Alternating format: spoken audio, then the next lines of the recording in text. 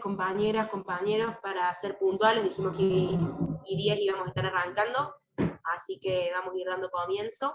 Les voy a comentar brevemente, esta actividad la estamos organizando en conjunto desde dos comisiones de la Casa Patria Córdoba, desde la Comisión de Salud Comunitaria, que la coordinadora es Gabriela Trever, ya se va a presentar, y desde la Comisión de Juventudes, que me toca coordinar a mí. Bueno, no quiero ser muy extensa, voy a introducir a nuestro presentador de la actividad, que además es un reconocido militante de la causa y un reconocido también compañero de la provincia de Córdoba, jefe comunal de Villa Ciudad Parque. Les dejo con el compañero Pablo Riveros. Bueno, buenas tardes a todas y a todos. La verdad que es un placer muy grande que desde este instituto se esté dando lugar a esta usina de debate sobre un tema tan de época y tan importante. Quiero obviamente que agradecer a Gabriela Esteves, a la Gaby, que me dio la oportunidad ahí de poder compartir esta presentación y esta charla con todos ustedes. La verdad que me parece a mí, primero en principal, que las personas que están presentes y que van a disertar en esta conversación son las personas indicadas para poder conversar sobre un tema que me parece importantísimo en el presente y fundamentalmente en el futuro de lo que viene. De lo que viene en términos de dos líneas que para mí son muy importantes y que le dieron de alguna manera todo el sustento para que este tema se pueda abrir. El tema del cannabis tiene dos aristas fundamentales. Por un lado la salud y por el otro lado la producción, que es un poco las dos cuestiones que están en debate hoy en esta charla. En términos de salud, creo que hay una legitimidad científica que le ha dado un aval y que ha abierto una puerta muy importante en todo lo que tiene que ver básicamente con la salud, pero también en la apertura de este tema hacia la sociedad. Una sociedad que obviamente está plagada de prejuicios, porque a lo largo de muchos años, y estamos hablando de muchos años, el cannabis fue una planta totalmente estigmatizada y introducida en el oscurantismo. Yo creo que hoy, la verdad que a partir de esta legitimidad científica, y también y fundamentalmente a partir de la legitimidad social que tiene esta planta, estamos en este escenario.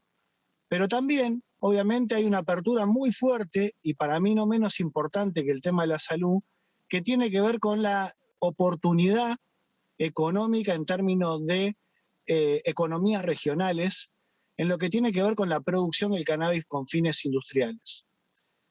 Por lo tanto, yo creo que asistimos a un momento donde el cannabis tiene una legitimidad social de hace muchos años, tiene una legitimidad científica de no hace muchos tantos años, de hace muy poco, y hoy está teniendo una legitimidad política.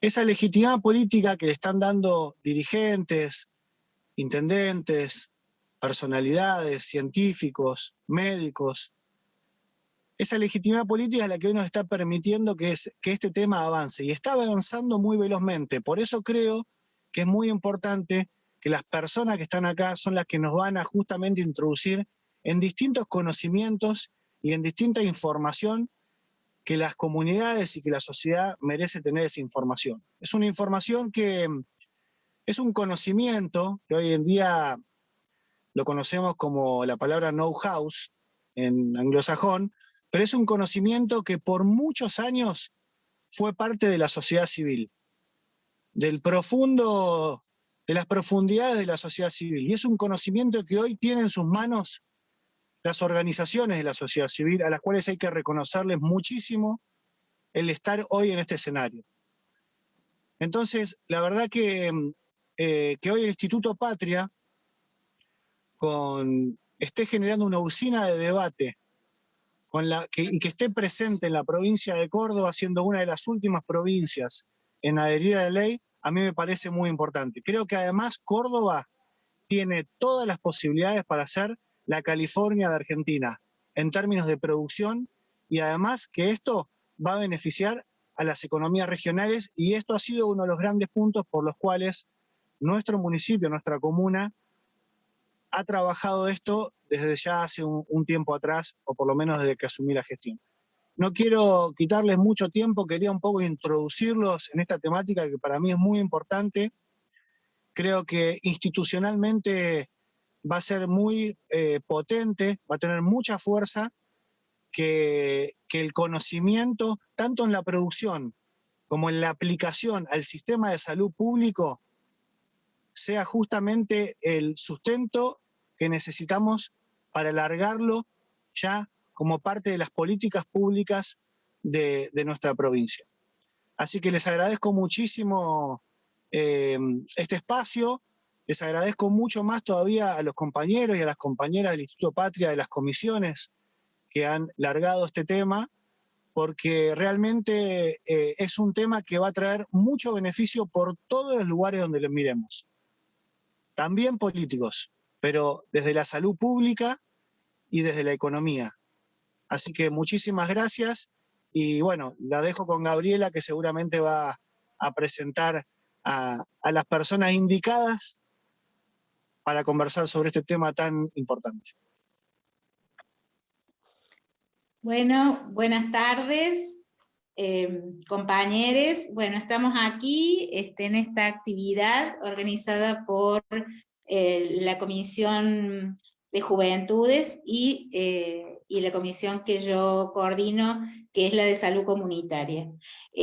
Muy contentos de abordar esta temática y de abrir el debate sobre lo que implica a nivel de la salud y de la producción, como han dicho los compañeros, la cuestión del cannabis medicinal y industrial del cannabis. Vamos a presentar, en primer lugar, a Nadia Pozziadlo, abogada penalista, defensora de causas por cannabis medicinal, representante legal de agrupaciones canábicas, coautora de las leyes de adhesión de Córdoba a la ley de cannabis medicinal, invitada a la legislatura para el debate de cannabis medicinal y al Senado Nacional por el proyecto de ley en marcha de industrialización del cannabis medicinal y tal. Integrante del grupo de investigación de narcomenudeo y mujeres del Observatorio de Derechos Humanos de la UNC. Bueno, bienvenida. Nadia. Ahí está. Hola, hola, ¿se me escucha? Sí. Bueno, buenas tardes a todos y a todas. En primer lugar, muchas gracias por la invitación a la Casa Patria de Córdoba. La verdad que hacía falta que el Estado Nacional esté presente en esta provincia tan arcaica, ¿no? Así que, bueno, gracias nuevamente. Bueno, a los fines de no extenderme mucho, porque somos muchos compañeros y compañeras que van a exponer, voy a hacer brevemente un bosquejo de toda la normativa que tenemos en relación al cannabis medicinal y un poquito al último dictamen de la industrialización del cannabis y el cáñamo. En primer lugar, recordar que tenemos en nuestro país desde el año 2000, perdón, ¿me escucha ahí? Sí. Desde el año 2017 tenemos una legislación que es la ley 27.350, que es la ley de investigación. Bueno, creo que se me escucha, cualquier cosa me hace señas. La ley de investigación, ¿se me escucha, Gabriela, ahí? Sí, sí. Se escucha perfecto, Nadia. Ah, perdón porque se me traba a mí, perdón. Ahí está, entonces retomo. Tenemos desde el año 2017, bien decía, la ley de cannabis medicinal, con fines de investigación, en donde básicamente surge en un contexto político muy adverso. ¿Por qué? Porque lo único que se trata precisamente en esta ley, tal como lo dice el título, es una investigación a los fines de ver qué propiedades tenía la planta del cannabis y sus derivados, que era una legislación básicamente que ya desde la Convención de Estupefacientes del año 61 se nos permitía a la República Argentina, más precisamente cuando lo ratifica en el año 68, investigar con esta planta, ¿no? Entonces no fue nada novedoso esta cuestión del año 2017, cuando lo vendieron como una cosa de locos, pero en realidad ya hacía más de 50 años que podíamos investigar, ¿no? ¿Qué pasa? Dentro de esta ley nacional, la 27350, lo que se establece es que las personas que así lo deseen, y las agrupaciones, o el INTA, el CONICET y demás, podían hacer investigación a los fines de determinar qué propiedades iban a tener esta planta, ¿bien? Entonces, ¿qué pasa? Se deja de lado, digamos, fuera de contexto, a todas las agrupaciones, a los mamás, a los papás, etcétera, que venían ya produciendo productos artesanales, medicina, ¿bien? Para sus niños, sus niñas, etcétera, y solamente se permite en ese contexto traer de afuera, ¿bien? A través de un régimen del ANMAT, a un producto que era excesivamente caro, ¿bien? Y que solamente contemplaba una sola patología, que era la epilepsia refractaria. Entonces, se deja de lado una figura por el cual muchas organizaciones canábicas, usuarios, usuarias, consumidores, etcétera, venían bregando, que fue la famosa figura, la habrán escuchado todos y todas, que fue la famosa figura del autocultivo, ¿bien? Entonces, cuando cambia la gestión de gobierno, por suerte hemos tenido una resolución posterior en el año 2020, que es la resolución, más precisamente el decreto del Poder Ejecutivo, que es la resolución 883/20, en donde precisamente esta resolución lo que hace es ampliar derechos. ¿Y en qué sentido se amplían los derechos? En que todas las personas que así lo deseen, ¿bien? van a poder cultivar para obtener materia prima, más precisamente aceites, derivados y demás, ¿bien? de la planta de cannabis, y lo que se reconoce es que ya se amplía a más cantidad de patologías, o sea, no solamente a la epilepsia refractaria, que era la que la ley del año 2017 nos permitía, sino que también se lo va a poder hacer de manera más artesanal en la casa de cada uno, ¿bien? Y de cada una. Entonces, ¿qué es lo que plantea básicamente este decreto del año 2020? Es que las personas van a poder incorporar... Ay, pensé que se había cortado, perdón. Esta tecnología, tengan paciencia porque, bueno, no es fácil la no presencialidad. Se me corta a veces, por eso. Entonces, lo que se permite a través de este decreto reglamentario es que las personas que presenten cualquier tipo de patología van a poder cultivar para sí o para terceros, ¿bien? Hasta la ley me marca un límite de hasta 9 plantas en floración, ¿bien? Entonces, si yo presento cualquier patología, tengo una indicación médica, ojo acá porque la diferencia entre indicación y prescripción es que tengo una ley penal, que es la 23.737, que es la ley de estupefacientes, que todavía persigue penalmente a las personas que no cumplimenten con ciertos recaudos de la ley, ¿no? Entonces, si yo presento una patología, tengo una indicación de un médico o de una médica, ¿bien? Y me inscribo al registro, ¿bien? Al famoso ReproCan, al registro del cannabis, al registro del programa del cannabis, puedo obtener una autorización que me va a durar hasta un año, y ahí voy a poder cultivar para mí, o bien, si yo a lo mejor no tengo idea de cultivos, lo que se va a poder hacer es requerir a un cultivador o cultivadora que me cultive para mí que presento esa patología, ¿bien? Entonces, a partir de esta figura del autocultivo, obviamente todo esto del ReproCan había quedado medio ahí en el medio porque todavía no estaba habilitado ni reglamentado. Entonces, ¿qué es lo que pasa? Después, posteriormente, en marzo de este año, del 2021, tenemos la resolución del Ministerio de Salud, en donde lo que se plantea básicamente es que se habilita, se reglamenta, bien, el famoso ReproCan, y ahí las personas es donde tienen que inscribirse a los fines de obtener la autorización, bien. Entonces, todas estas personas que cumplimenten con estos requisitos, indicación médica, firmar un consentimiento informado bilateral con el médico o médica, bien, van a poder cultivar para sí o para terceros en un espacio, bien, dentro del interior o exterior, siempre que se encuentre a resguardo este cultivo, hasta 9 plantas acorde a la patología que tenga y acorde a lo que el médico o médica, bien, me autorice.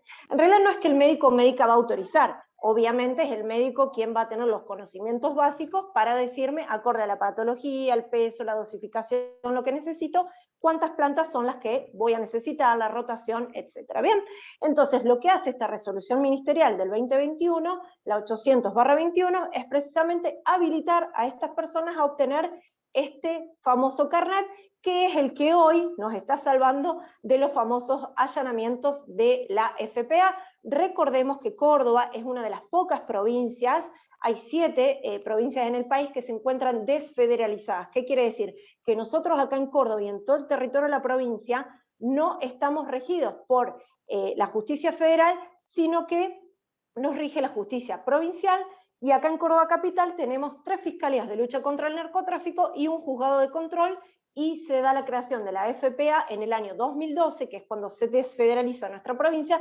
Entonces todos los delitos de narcomenudeo, no así los de narcotráfico, bien, van a ser investigados, perseguidos y condenados por la justicia de la provincia. Entonces fíjense que desde el año 2017, con la 27350, en el 2020, con el decreto del Ejecutivo, y posteriormente en el 2021 con la habilitación del ReproCan, hemos tenido una seguidilla, bien, de normativas, siempre ampliando derechos, porque empezó de menor a mayor, en donde hoy podemos tener personas habilitadas y repeler la acción de la justicia. ¿Bien? ¿Qué pasa? En Córdoba todavía no hemos tenido, por suerte, cultivadores o cultivadoras allanados y que hayan tenido que exhibir al día de la fecha su carnet del ReproCan. ¿Bien? Por eso en este sentido es importante saber que se ha formado una campaña de información y concientización ante las fuerzas de seguridad y el Poder Judicial a través de un frente de organizaciones canábicas que ya han, digamos, son más de 18 organizaciones canábicas, único en la historia. La verdad que esto es la primera vez que pasa, que se consolidan, porque son estas agrupaciones, como decía recién Pablo Rivero, que vienen bregando, ¿no? Y lamentablemente son las personas que hoy vienen poniendo el cuerpo y son detenidas y detenidos precisamente por conductas que anteriormente a esta ley no estaban habilitadas. Entonces, no solo en nuestro país tenemos todo este recorrido de leyes y normativas, sino también, fíjense que hoy, no solo en Argentina, sino en el mundo, tenemos el caso de Uruguay, tenemos el caso de Canadá, el caso de México, donde ya precisamente, ya con todos los usos ha sido legalizada las conductas relacionadas a la planta de marihuana, y también la OMS en diciembre del 2020 ha recomendado a la Comisión de Estupefacientes, bien, de Naciones Unidas, retirar a la marihuana de la lista número 4. La lista número 4, para que se entienda, es donde están todas las sustancias más dañinas, con potenciales más dañinos, y a las cuales no se les reconoce efectos terapéuticos, para precisamente pasarla al listado número 1, no la han sacado definitivamente, ¿no? Pero bueno, por algo se empieza. Recordemos que tenemos países como bastante cuadrados y bastante, digamos, con una opinión muy retrógrado, en base a la planta de marihuana y demás. Entonces, fíjense que no solo a nivel nacional, internacional, sino que hasta la OMS ya ha hecho esta recomendación. ¿Bien? Y para no extenderme, no sé cómo en el tiempo, después por supuesto quedo abierta a todas las preguntas que haya. Lo que tenemos que tener en cuenta es que hoy tenemos un montón de presos y presas. De hecho, se ha formado un movimiento en estos días, hace 1 o 2 meses atrás, por cultivar. ¿Por qué? Porque no puede ser, y esto realmente espero que se tenga en cuenta en el momento en que se sancione la ley, porque obviamente tengo todo mi positivismo puesto en que la ley de industrialización y producción se va a aprobar. Tengan en cuenta, por favor, señoras y señores diputados y diputadas, también, no sé, algún tipo de figura legal, un indulto, una amnistía o lo que fuera, pero no puede ser que hoy haya personas detenidas por conductas que hoy están permitidas por la ley, ¿no? Precisamente en el caso de Uruguay, de México y de Canadá se han indultado a estas personas porque no, digamos, claramente hay una contradicción. Y ver de una vez por todas una reforma integral a la ley de estupefacientes, a la 27350, que es una ley del año 89, bien, o se saca la marihuana del listado de estupefacientes, o vemos cómo lo podemos solucionar para hacer una reforma, sobre todo en su artículo 5, que van precisamente todas las conductas, comercialización, tenencia, transporte, etcétera, son conductas que están penalizadas muy fuertemente con penas de 4 a 15 años de prisión, ¿bien? Entonces tenemos que empezar a pensar en estas personas que han puesto el cuerpo y que hoy están detenidas injustamente por conductas que están siendo autorizadas. Y a los fines de meterme un poquito, sé que está Diego y la otra compañera, a los fines de hablar del tema de cáñamo industrial, bueno, en la intervención que me tocó tener en el Senado de la Nación, mi intervención fue prácticamente, como dijo Pablo, tratar las economías regionales y que en esas economías regionales estén los feminismos presentes. Estamos hablando de una ley de industrialización jamás pensada para mujeres, ¿no? Y hoy las mujeres en materia de derechos agrarios están manejando mucho poder, mucho, digamos, algunas cuestiones relativas a la agroindustria, agroecología. Entonces, hay un montón de espacios en donde nosotras las mujeres sí tenemos que estar presentes. Se instó al Ministerio de la Mujer de Nación, se instó para que la ARICAME, que va a ser el organismo que tenga a cargo las autorizaciones, los permisos, las licencias y demás, esté compuesta por mujeres. Así que también instamos, y ya con esto termino, a que la provincia de Córdoba o tenga una delegación acá, porque realmente sabemos que Córdoba, como dijo Pablo, fue una de las últimas provincias en adherir, en donde las compañeras y compañeros de las asociaciones canábicas han tenido mucha intervención. Por suerte hoy estamos dentro de esta ley, pero no puede volver a pasar lo mismo con este proceso de industrialización. No podemos esperar 4 años con el gran potencial que tenemos acá en Córdoba para que se nos autorice a realizar conductas que en el resto de las provincias sí están autorizadas, porque claramente se viola de esta manera el derecho de igualdad ante la ley. Así que quedo abierta para todas las preguntas, espero no haberme pasado y gracias nuevamente por la invitación.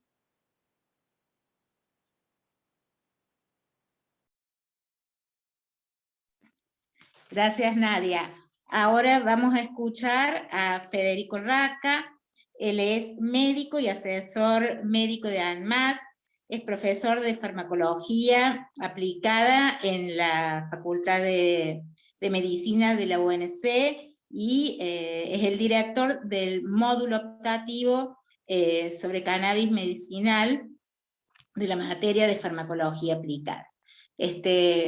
Bueno, un gusto que estés aquí con nosotros. No, muchísimas gracias a ustedes por invitarnos y a mí particularmente y a todos quienes, todas y todas y todos quienes estamos formando parte de esta mesa. La verdad que una invitación al debate en este momento y pensando la macropolítica y la micropolítica en este sentido, la verdad que me parece súper necesario y súper constructivo. En este sentido, y adhiriendo mucho a lo que comenta Nadia, en la última reglamentación de la ley de cannabis lo que llevó es a sacar del centro de la escena a los y las profesionales, que es lo que hizo la reglamentación del año 2017, ponernos a médicos, médicas, profesionales, investigadores en el centro de la escena, cuando justamente fueron las organizaciones sociales quienes llevaron adelante la discusión y la lucha, y quienes sufrieron, de hecho, la mirada prejuiciosa del colectivo médico en su principio y contra lo que tuvieron que luchar y a lo que pudieron sobreponerse. Entonces resultaba, la verdad, que una ironía de bastante poca gracia que después de toda la lucha de los compañeros activistas termináramos siendo los profesionales el centro de la escena. Y me parece que eso es una de las grandes injusticias que viene a saldar, aunque sea casi metafórica, una de las grandes injusticias que viene a saldar la nueva reglamentación. Poner a pacientes, poner a los y las pacientes en el centro de la escena y poner a su vulnerabilidad en el centro de la escena y como el principal punto a resolver. Siempre que hablamos de pacientes que utilizan cannabis, yo digo que un paciente que requiere cannabis medicinal para cualquier patología se encuentra o se encontraba hasta hace no mucho tiempo en una situación de triple vulnerabilidad. No solamente padece una patología, sino que además tiene una patología que no es controlable con las opciones terapéuticas disponibles actualmente, y para acceder a su opción, a un tratamiento, que en su caso puede ser una promesa, pero en otros casos es efectivamente una respuesta terapéutica, debía someterse a una situación de ilegalidad, debía mantenerse en la clandestinidad para poder abordar una necesidad de salud. Esta ley lo que viene a hacer es al menos retirar una buena parte de esa vulnerabilidad, al menos poner no solo al paciente, sino a sus necesidades en el centro de la escena y dejar de criminalizar una actitud tendiente a la mejora de la salud. Yo siempre digo que hubo en su momento, digamos, cuando participamos con Nadia del debate legislativo en la provincia, muchos testimonios técnicos, muy preocupados, muchas posiciones técnicas, más que nada ideológicas, pero escondidas detrás de un argumento técnico, que la verdad que a esta altura del debate, digamos, son lamentables, ¿sí? Que atrasan muchísimo, pero muy preocupadas por la seguridad de los pacientes, por la seguridad de los compuestos, por las derivaciones de posible narco al respecto, y eso, de vuelta, es una discusión que saca de foco la necesidad, saca de foco una respuesta que puede ser casi inmediata a la necesidad de un paciente, para poner una preocupación teórica sobre una cuestión legal de la que estamos tratando de desvincular el cannabis medicinal desde hace años, y de a poquito lo hemos podido hacer. Pero digo, toda esa preocupación por la seguridad, yo siempre sostengo que la peor reacción adversa que puede sufrir un paciente que utiliza cannabis medicinal es la judicialización. Lo peor que le puede pasar a un paciente que utiliza cannabis medicinal es caer en las manos de la justicia. No hay una reacción adversa farmacológica lo suficientemente grave vinculada al cannabis como para superar la persecución de su uso medicinal. La persecución de su uso en general, pero en este caso del que estamos hablando, la persecución de su uso medicinal. Así que en ese sentido me parece que una buena parte de la discusión y el debate y algunas de las necesidades que hay que abordar en el tema desde una perspectiva de salud pública, y desde una perspectiva obviamente de política pública, es el desprejuicio, ¿sí?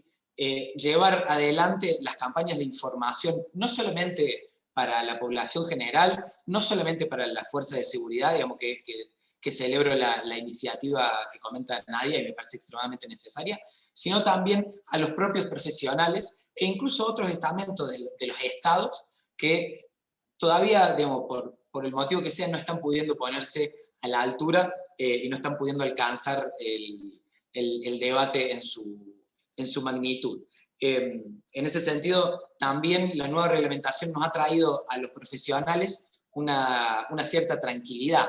Si hacemos un poquito de memoria en esta cuestión normativa de la que hablaba Nadia, hasta hace no muy poco tiempo los únicos profesionales que podían prescribir cannabis eran pediatras o neuropediatras, ¿sí? O neurólogos. El resto de los médicos y médicas y de los profesionales prescriptores, digamos, donde también están contemplados odontólogos e incluso veterinarios y veterinarias, estábamos vedados de la prescripción o la indicación de una opción terapéutica para la que muchos y muchas médicas y médicos estábamos ya preparados para intervenir, estábamos ya preparados para prescribir y para acompañar a los pacientes en ese proceso. Sin embargo, estaba privada a un grupo muy pequeño. Esto nos pone a todos los profesionales y los profesionales prescriptores al mismo nivel, pero también le da la tranquilidad al paciente que puede autocultivar o que tiene un pariente o un amigo que puede cultivar para sí, la seguridad de que si le cae un allanamiento a la casa, solamente tiene que presentar su carnet, si está transportando, solamente tiene que presentar su carnet y una indicación médica, y el programa ReproCan, que con sus luces y sombras está funcionando a lo mejor de su capacidad y además está activamente entregando carnets y recibiendo las dudas y las sugerencias de los profesionales que intervenimos. Tiene la seguridad de que puede cultivar su propia medicina, puede ser soberano de su terapéutica, soberana de su terapéutica, sin preocuparse por una eventual intervención legal y con algunas ciertas garantías de calidad.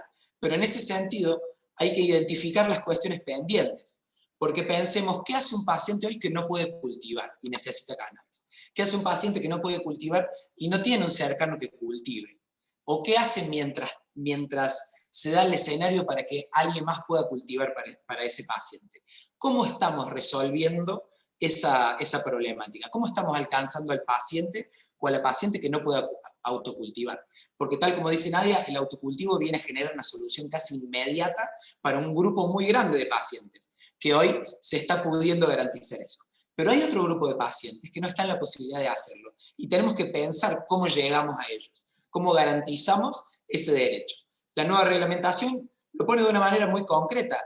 Cual sea la cobertura que tiene un paciente o una paciente que requiere cannabis medicinal, debe ser cubierta. Si tiene una obra social, si tiene una empresa, un seguro prepago, una empresa de medicina prepaga, si tiene una obra social sindical, si tiene una obra social provincial, o si no tiene más cobertura que la puramente estatal, ese paciente debe estar cubierto. Sin embargo, todavía no está generada la estructura macro para poder cumplir con esa demanda. ¿Qué está pasando en este momento con la posibilidad de brindar en las farmacias preparados oficinales, ¿sí? Preparados magistrales, que Córdoba tiene una abundancia de farmacéuticos capacitados en la elaboración de magistrales, que salió a la luz durante la epidemia de COVID y con la difusión que se le dio al ibuprofeno inhalado, salió a la luz de que Córdoba tiene una cantidad para nada despreciable de farmacéuticos y farmacéuticas formulistas que pueden estar llevando adelante esta forma de garantía muy cercana al paciente. Y también las opciones de desarrollo, digo, la discusión del cannabis industrial no es solamente el cáñamo, no es solamente el cáñamo industrial, también es la posibilidad de contribuir con materia prima a la constitución de empresas que puedan brindar especialidades medicinales herbarias, que son una categoría regulatoria que ya está normatizada y para la que nuestra propia provincia ya tiene una normativa. Y también el paciente que lo necesite que pueda acceder a una especialidad medicinal de purificado, como ya existe en el mercado, un único producto, que no voy a nombrar porque no le quiero hacer publicidad, pero que ya está inscrito en ANMAT, un único producto, pero que tal como sucedía con lo que se importaba desde el exterior, principalmente desde Estados Unidos, maneja precios irrisorios para lo que puede ser un producto generado en el ámbito nacional, en el ámbito provincial, en el ámbito local, que puede, con la misma o muy similares criterios de calidad, servir como el abordaje de la patología de un paciente. Y en este sentido también, ya desde una perspectiva un poco más regulatoria del ámbito de salud, que también es una de las partes de la política sanitaria que me toca transcurrir en el cotidiano, pensar en cuáles son las garantías de calidad que se le brindan a los pacientes y a los elaboradores en toda su dimensión, y también cuáles son las exigencias. No podemos pedirle a un digamos, y esas lógicas de control tienen que estar vinculadas con el alcance del producto. No podemos pedirle a un autocultivador o a un cultivador solidario que de repente cumpla con normativas de buena práctica que le pediríamos a la industria que va a distribuir dentro de la provincia o a nivel nacional, ¿sí? Con el riesgo y con los requisitos de calidad que eso implican. Y también es necesario generar un marco de capacitación en todos esos niveles, ya sea para el paciente que autocultiva, para el paciente que autoproduce, que produce su propio aceite, su propia crema, su propia materia vegetal, y también para la pequeña y mediana empresa, para el cooperativismo canábico que está con suerte surgiendo. Si me paso con el tiempo, por favor avísenme. Estamos justos, bien.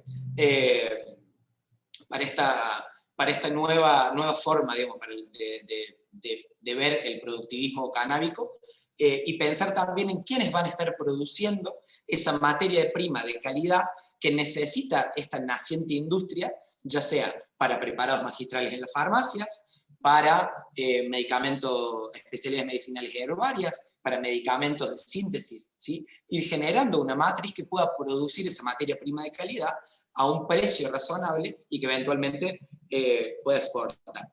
Para terminar, creo que ya dije todo lo que tenía planificado, sí.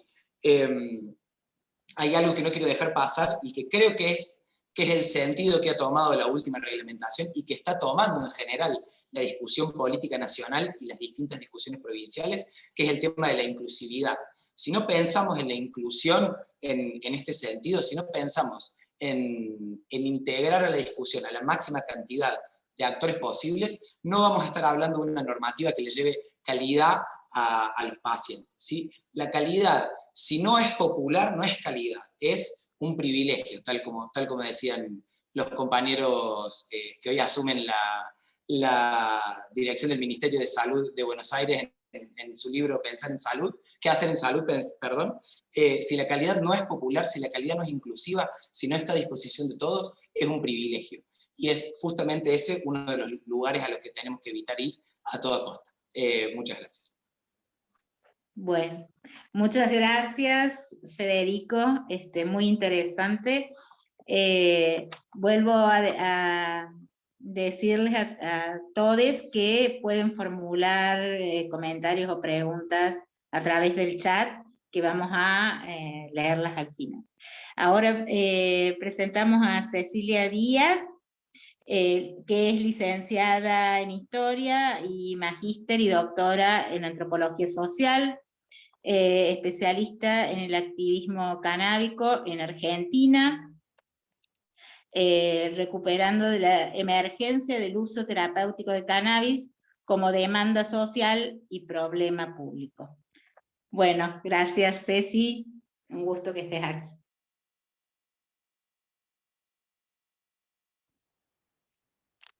Cecilia. Hola.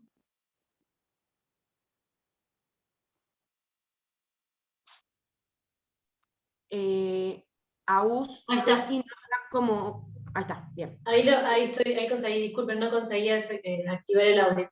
Bueno, quería agradecer la oportunidad a la Casa Patria Córdoba por la organización de este evento, bueno, a Clara Freites, que me contactó, y a Gabriela Trever, a quien tuve el gusto de conocer recientemente, pero solo de manera telefónica, así que es un gustazo verte.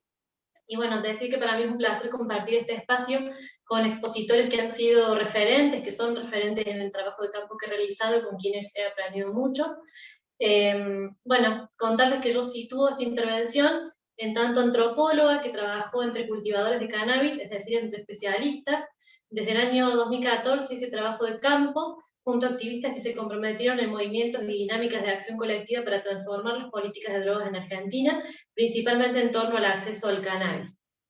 Entonces, bueno, yo quería situar esta intervención, justamente este comentario, en torno a 3 momentos que, bueno, van a ver a medida que yo vaya contando cómo se van solapando y entramando, pero bueno, un primer momento de cómo emerge la demanda del acceso al cannabis para uso terapéutico en Argentina, y tiene que ver con el uso terapéutico de la marihuana, es decir, emerge con este término, con esta categoría tan estigmatizante, pero que los movimientos sociales han podido hacer todo un trabajo de reposicionarla, digamos. Y en Argentina esta lucha tuvo uno de sus puntos de inicio hace ya 20 años, de hecho los primeros proyectos de ley que se presentaron desde el año 2003 tuvieron como centro garantizar el acceso al cannabis para tratamiento en cuadros de dolor, glaucoma, esclerosis y VIH, y estos proyectos, si uno los lee, puede ver que se fundamentaban en la evidencia científica disponible hasta ese entonces, es decir, estamos hablando del año 2003, y que también se fundamentaban en el trabajo de incidencia política realizada por organizaciones de reducción de daños, organizaciones de usuarios de drogas, y también por usuarios terapéuticos que habían llevado ellos mismos esa demanda. En este periodo entonces se inscribe el desarrollo de trayectorias militantes de Brenda Chignoli y de Edith Moreno, que fueron 2 cordobesas que vivían con VIH y cáncer, y que encontraron en el cannabis un tratamiento complementario que les permitía sobrellevar, adherir a la medicación antirretroviral, entre otros usos paliativos, y ambas mujeres ya fallecieron, pero dejaron entre nosotros un trabajo generoso de conformación de redes y de colectivos, y también de ideas, ¿no? de dinámicas de trabajo que fueron definiendo y que hoy vemos en las normativas que van siendo aprobadas en torno al cannabis. Entonces, por ejemplo, tengo recuerdos de conversaciones con Brenda e incluso intervenciones públicas de ella, en la que ella hablaba de que una forma segura del acceso al cannabis era por medio de preparados magistrales en farmacias. Otra intervención de Brenda en la que ella ya reconocía la importancia de crear un banco de semillas criollo, como ella le decía, que hoy lo vemos en estas iniciativas de generar germoplasma local, y también se reivindicaba Brenda como trabajadora, ¿no? como productora canábica en el sentido de trabajadora. Entonces también tenemos rastros de estas primeras movilizaciones en la Marcha Mundial de la Marihuana, la primera edición que se hace en Argentina en el año 2002, tuvo entre sus consignas el hecho de garantizar el acceso y defender la investigación científica en torno al uso terapéutico de la marihuana. Es importante también destacar el rol de Córdoba en estos procesos, sobre todo en la zona de las sierras, digamos, la historia de los cultivos, de hecho por cierta evidencia de cultivares que fueron desarrollados en las sierras de Córdoba, y la trayectoria de cultivadores que trabajaron allí, digamos, hicieron estos desarrollos desde la década de 1980, y Córdoba también fue pionera en materia de asociativismo canábico.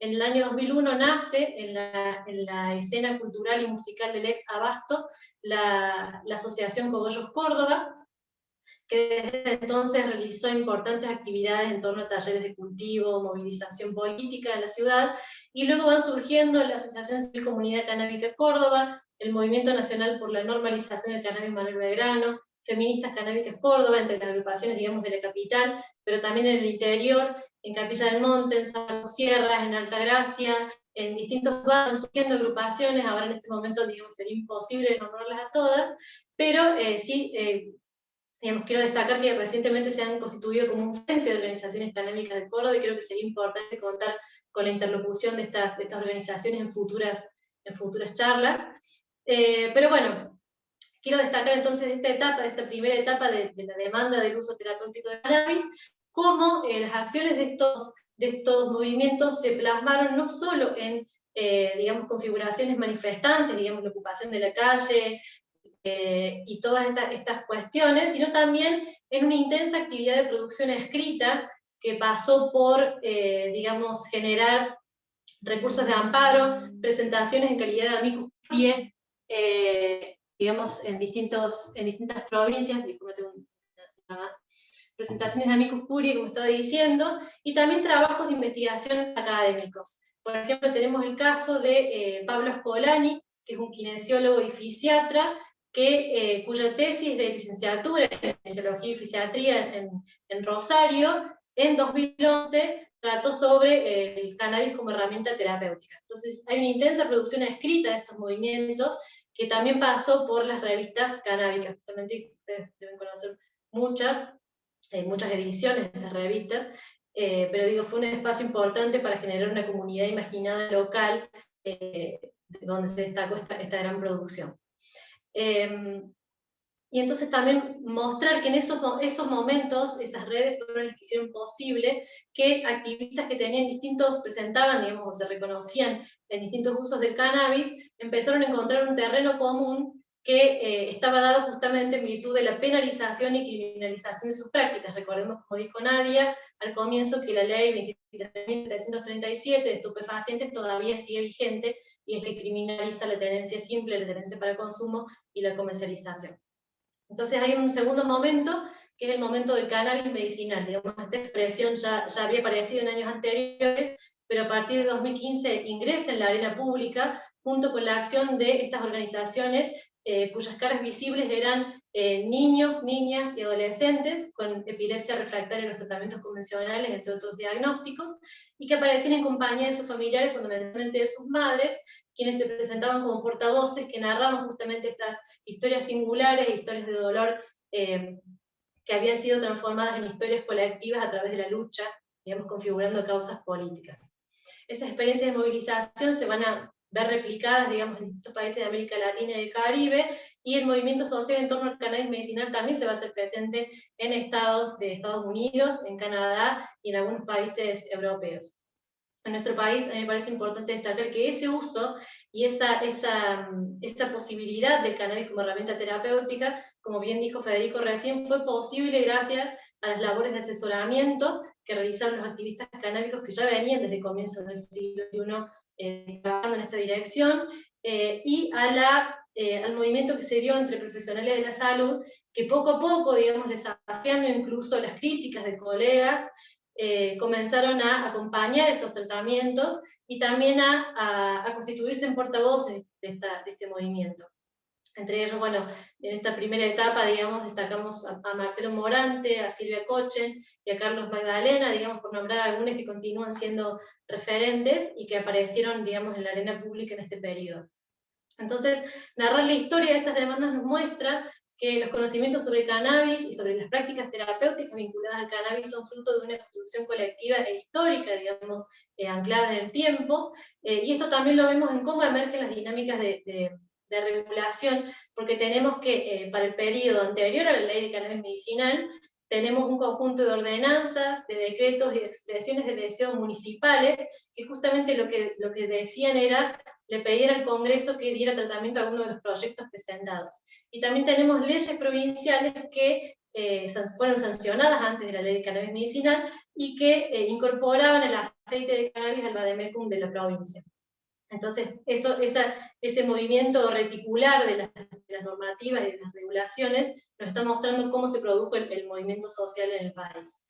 Y un tercer momento, es el momento actual, que bueno, por ahí es medio complicado de pensarlo, pero tiendo a pensarlo como un momento de una gran productividad en torno al cannabis, que no solo tiene que ver con un interés en la producción de cannabis, ya sea para uso medicinal o industrial, sino también con un surgimiento de un conjunto de espacios educativos y de formación, de capacitación, que antes a lo mejor habían emergido de manera, digamos, singular en eventos de cannabis medicinal, en jornadas y reuniones científicas, pero que ahora se concretan, se materializan en programas, por ejemplo, de posgrado en endocannabinología, en diplomaturas en distintas universidades, digamos, hay distintas opciones de educación, educativas, en torno al cannabis, entre ellas, bueno, el módulo dictado por Federico Raca en la Facultad de Ciencias Médicas en 2019, entonces también es un proceso sociohistórico que yo entiendo como doble, en el sentido de que no solo los activistas y cultivadores se profesionalizaron y se especializaron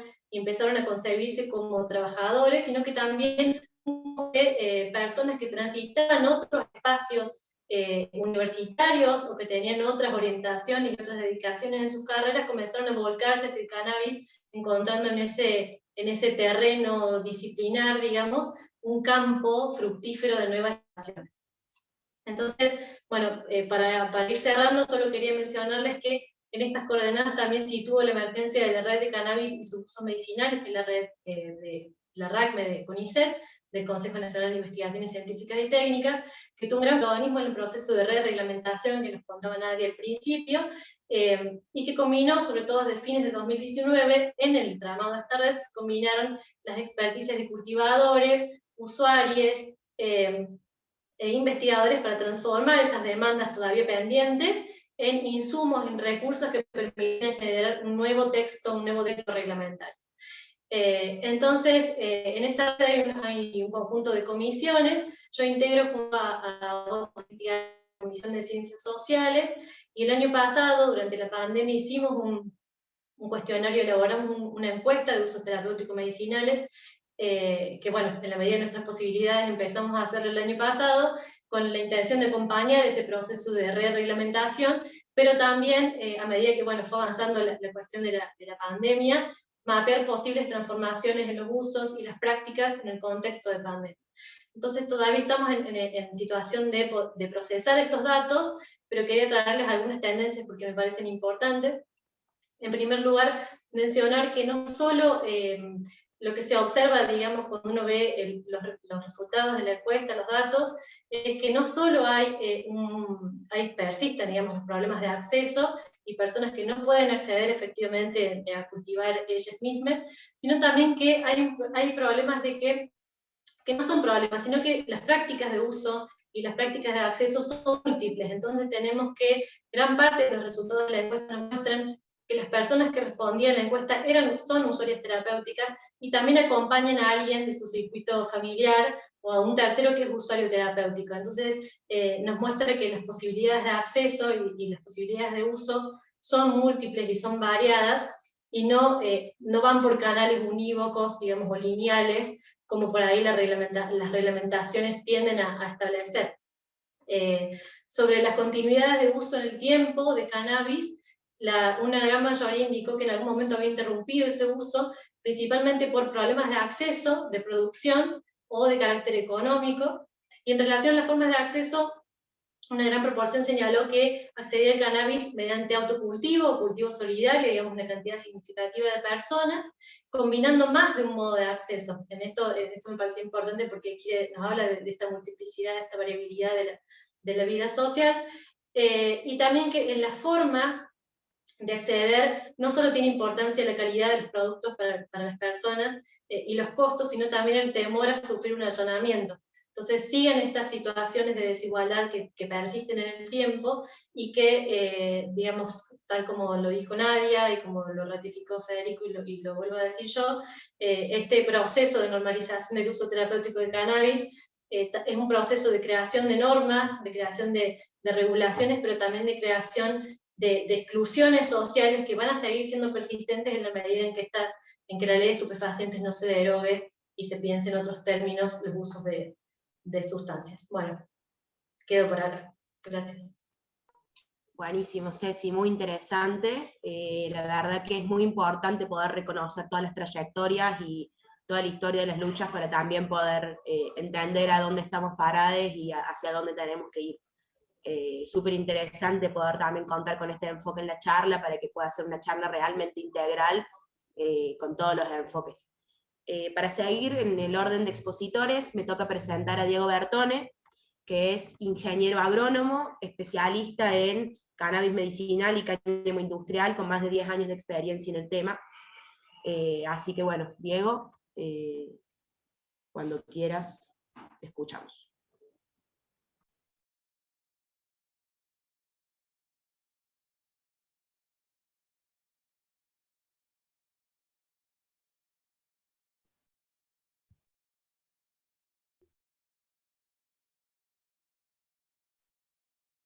Hola. No Ahí sé si se está. escucha. Ahora sí. Buenas tardes. No sé si me escuchan. No me dejaba activar el micrófono. Espero que me estén escuchando bien. Gracias por participarme de este encuentro. Creo que estamos viviendo, para los que venimos hace más de 10 años, como dijiste, Clara, esto para nosotros es un sueño o algo, digamos, que todavía hay mucho por trabajar, pero bueno, que se está dilucidando una luz al final de este gran túnel oscuro de prohibición.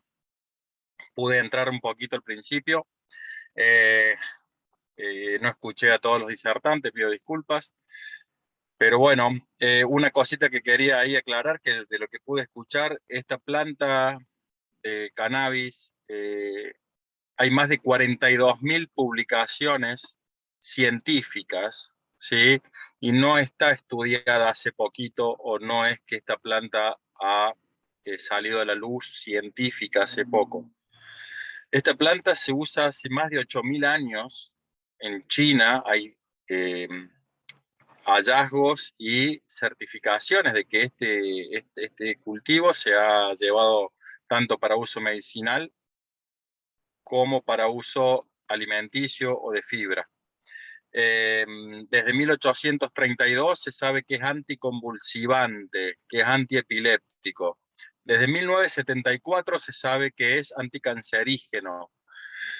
El planeta está en el grado de contaminación que está por la prohibición del cannabis, porque todos los derivados del petróleo, los plásticos, los combustibles y un montón de sustancias se pueden hacer con cannabis y se hacían previamente. Por lo tanto, esta prohibición que hemos tenido y que por suerte hoy está llegando poco a poco a su fin, no es algo definitivo, no es porque esta planta haga daño, esta planta ni siquiera en el consumo recreativo hace daño, ¿sí? Y lo digo con conocimiento de causa. Pero más allá de eso, esa es la excusa que quisieron inventar para decir que esta planta era mala, que fumar porros era malo, para prohibir el uso industrial de este cultivo y todas las propiedades y todos los beneficios que trae para la sociedad. Como siempre dije, sembrar cáñamo es sembrar salud, no solamente porque es un cultivo que trata múltiples patologías o trastornos o desórdenes, ¿sí? Y no es meramente de un ámbito de la farmacopea o de la farmacia, sino que es un ámbito de la herboristería en primera instancia, y se pueden desarrollar medicamento, si uno quiere, pero es lo más lejos que creo que se puede llegar y tenemos todo un camino muy grande por recorrer previamente. Bueno, yo un poco me dedico a hacer consultoría en lo que es la producción tanto de cannabis medicinal como industrial. Desde los años que tengo metido en esto, de cultivar, más de 20 años, y de tratarlo de un tema profesionalmente, desde que antes de recibirme hasta la fecha, he participado en muchas capacitaciones, la mayoría afuera, en Europa, porque acá cuando yo empecé con esto era un loco, y bueno, hoy estoy pasando a visionario gracias a las normativas. Justo ahora yo estoy parado frente a un domicilio donde yo vivía antes, donde me allanaron. Todavía tengo una causa abierta, todavía esa causa no ha sido cerrada. Se pretendía que yo me declarara culpable de tener unas plantas de cannabis y pagara con servicio a la comunidad. Creo que todavía hay una deuda pendiente, no conmigo, sino con muchos que todavía están presos y presas por hacer esto. Todavía se sigue estigmatizando y persiguiendo, y espero que esto que ha empezado a cambiar poco a poco se pueda abrir, pueda sanar y sanear todo el daño que ha hecho esta prohibición, y creo que el cannabis es un cultivo que hay que fomentar tanto desde la parte pública como la parte privada, desde las cooperativas, desde todo tipo de producción que se pueda llevar a cabo para darle procesamiento y diversificación y valor agregado, ¿sí? Que no solamente es el cannabis, sino todo lo que debemos hacer para hacer crecer y traer beneficios al pueblo. Trabajo, salud, ¿sí? Y bienestar. Eso es lo que creo que necesita el pueblo hoy más que nunca, y esta planta lo puede hacer.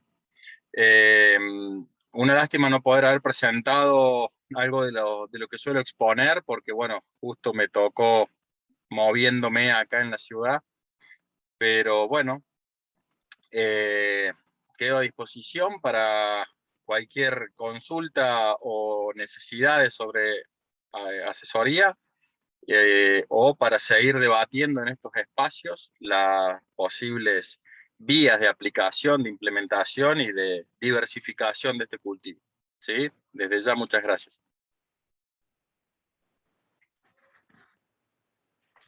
Muchas gracias, Diego. Súper interesante el aporte y gracias también por toda la militancia de tantos años del tema. Es súper importante poder escuchar a compañeros con tanta trayectoria, y también creo que es súper importante contar con la voluntad política de dirigentas a lo largo de la provincia, tanto de Gaby Esteves, que nos brinda este espacio y que siempre está abierta a las charlas. De hecho, ella quería participar hoy y por motivos distintos no ha podido, así que bueno, extenderles a todos el saludo de ella, y extenderle también a Mariana Caserio, que contamos con su presencia. Es súper importante que dirigentes y dirigentes de la provincia de Córdoba participen de estas charlas y de estas discusiones, así que bueno, también extenderte un saludo, Mariana. Y bueno, ya vamos hacia el cierre y vamos encaminados hacia las consultas, etcétera, que recuerdo que se deben realizar a través del chat, y cuando termine de presentar la última expositora, vamos a dar un ratito para responder esas consultas.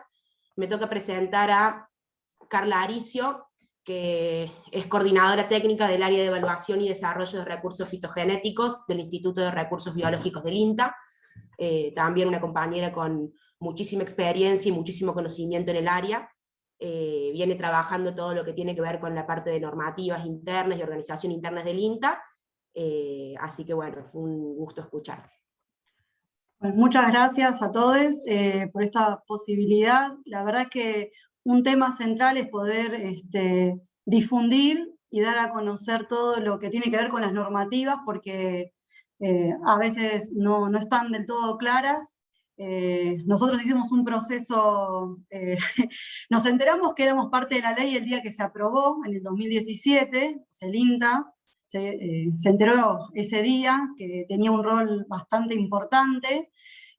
Al día siguiente ya teníamos demandas de diferentes sectores de la sociedad, y sobre una temática que el INTA obviamente nunca había abordado, ¿no? Y eso me parece que hay que tenerlo bastante claro. Tenemos expertise en trabajar con un montón de especies, animales y vegetales, en un montón de áreas distintas, pero el cannabis nunca había sido obviamente estudiado, aunque como dijo Nadia, si bien no existía la prohibición de trabajar, porque uno podía trabajar con algunas sustancias consideradas estupefacientes, la verdad es que ni siquiera hoy están dadas las condiciones normativas a veces para trabajar.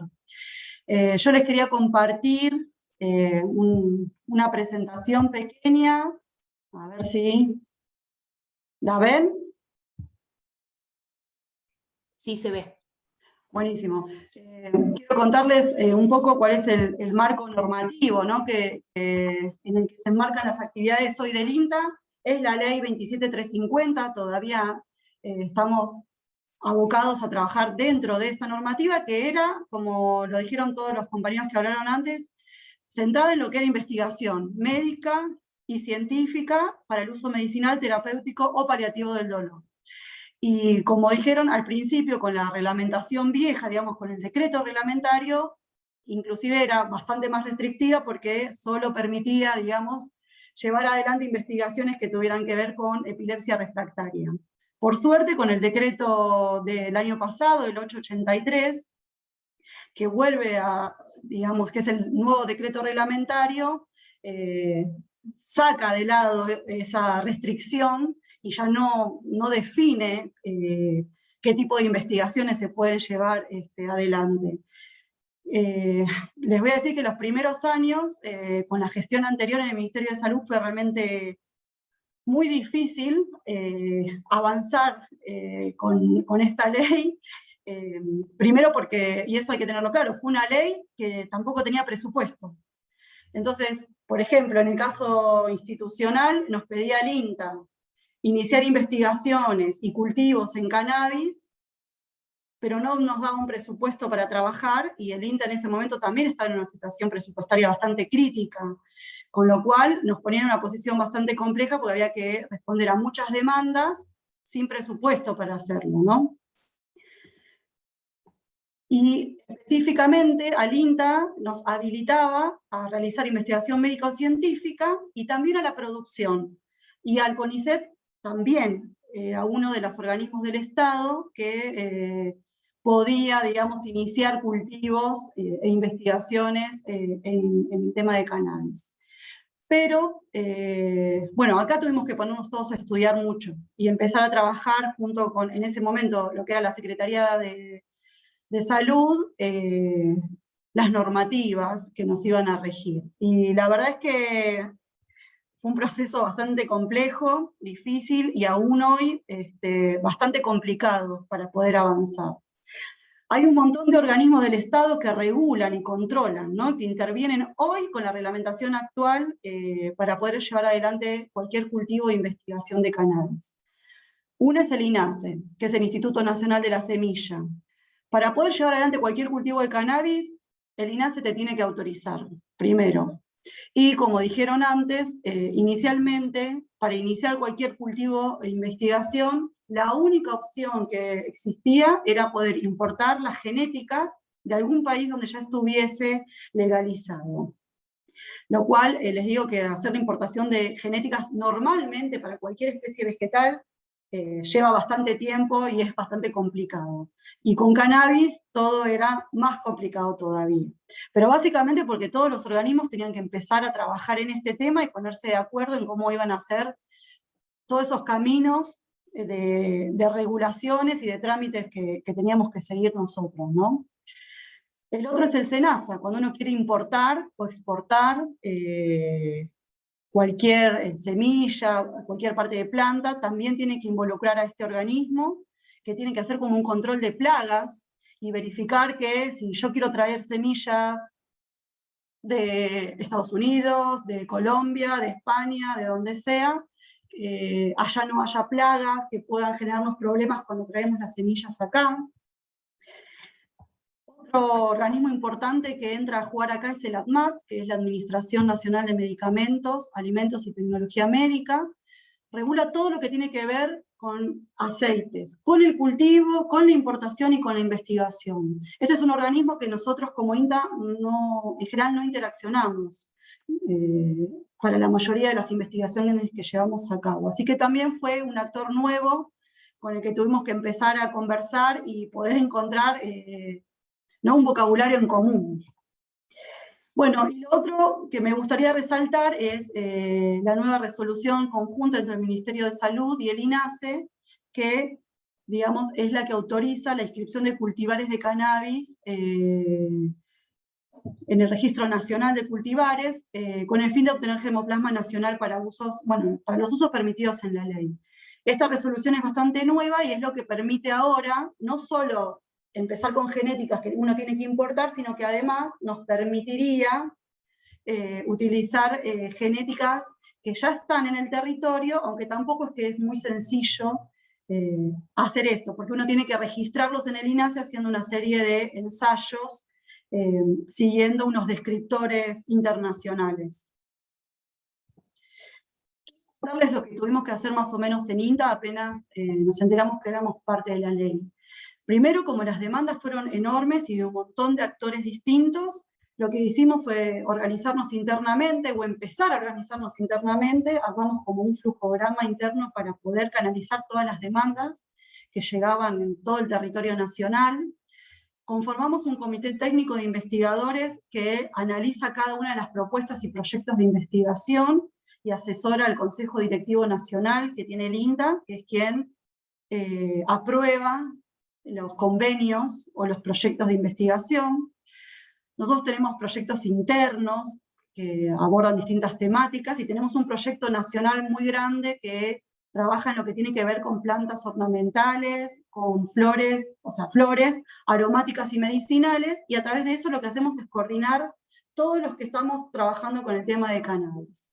Bueno, y tuvimos que generar un espacio interno donde fuimos depositando toda la normativa existente, y trabajar en capacitarnos nosotros y capacitar a nuestros propios compañeros y colegas para poder abordar todas las demandas que nos estaban llegando. Les quiero contar cuál es la situación hoy. ¿Cuáles son los proyectos en curso? En verde tienen los proyectos que fueron aprobados por el Consejo Directivo Nacional del INTA y que además están aprobados por el Ministerio de Salud de la Nación. Pueden ver que son los proyectos que están en Jujuy, San Juan, Río Negro, en la provincia de Buenos Aires tenemos 4 proyectos aprobados. Mientras que los que están en amarillo son proyectos que fueron aprobados por nuestro Consejo Directivo Nacional y que aún resta presentar la propuesta de investigación en el Ministerio de Salud. Y estos proyectos, ¿con quiénes los llevamos a cabo? No es todos. Bueno, con distintos actores. Tenemos convenios con provincias, con municipios, con empresas, con organizaciones no gubernamentales y con laboratorios de producción públicas. Todos esos son proyectos que involucran llevar adelante investigaciones en el cultivo, hasta la obtención inclusive del aceite, y su caracterización, y para poder saber qué cantidad de cannabinoides tenemos presentes, de terpenos, hacer análisis de calidad y demás. Y también tenemos otros convenios marcos, que son convenios que no involucran en sí cultivo, pero que sí nos permiten después avanzar con convenios más específicos, con otra ONG como es CAMEDA, Cannabis Medicinal Argentina. Tenemos un convenio reciente con fabricaciones militares, y con la Agencia Nacional de Laboratorios Públicos, que reúne 35 laboratorios públicos que están distribuidos en el territorio nacional, que deberían jugar un rol muy importante en poder abastecer y producir los aceites para hospitales o para las salas de primeros auxilios, etc. O sea, para quienes no tengan acceso mediante obras sociales a los aceites de cannabis o a otros derivados, ¿no? También, para que sepan, nosotros articulamos y trabajamos con el INASE el INASE generó una comisión de trabajo recientemente para ir definiendo cómo se va a trabajar el tema de cannabis. Trabajamos con el INTI, que es el Instituto Nacional de Tecnología Industrial. Es un organismo muy importante para llevar a cabo todo lo que tiene que ver con controles, por ejemplo, de la producción, o sea, la calidad. También trabajamos codo a codo con las universidades nacionales. Varias tienen aprobados proyectos de investigación hoy en día, como la de Hurlingham, la de San Juan Bosco, que está en Patagonia, o la Universidad Nacional de La Plata. Y finalmente, creo que ahí lo nombraron en un momento, con la RACNE, que es la red de investigadores del CONICET, el cual el INTA también participa activamente, y con quienes, bueno, venimos trabajando y tratando de empujar, bueno, para poder avanzar en los proyectos, ¿no? Esto lo voy a sacar, voy a dejar de compartir, ahí está. Así que ese es el panorama que tenemos hoy como INTA, y se nos suma ahora otros aspectos, que es responder a las necesidades de lo que es agricultura familiar, ¿sí? Que hay bastante demanda de saber cómo pueden sumarse a esto.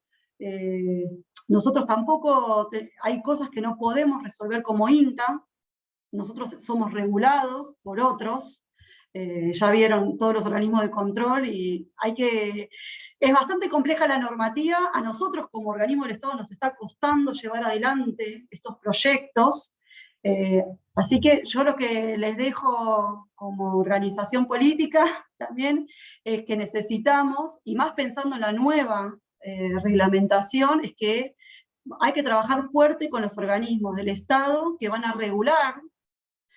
Yo entiendo que es necesario ciertos controles, creo que eso no lo voy a discutir, y menos para el tema de medicinal, pero hay que ver cómo se facilitan, se agilizan esos canales, porque si no va a ser muy difícil llevar adelante y lograr la participación de todos los sectores que están esperando ser partícipes, ¿no? con la nueva reglamentación. Bueno, creo que es todo lo que tenía para contarles un poco de en qué estamos acá en el INTA con el tema del cannabis medicinal. Y con el tema de cáñamo industrial hay mucho interés en trabajar. Nosotros tenemos un proyecto nacional que se llama Cultivos Industriales, que abarca todo ese tipo de cultivos, como la caña de azúcar, el algodón, la quinoa, etcétera, que están deseosos de que se nos habilite también empezar a trabajar con el tema de cáñamo industrial, digamos, ¿no? Así que, bueno, creo que eso es todo lo que les podía comentar, y quedo también a disposición para las consultas que tengan. Muchas gracias.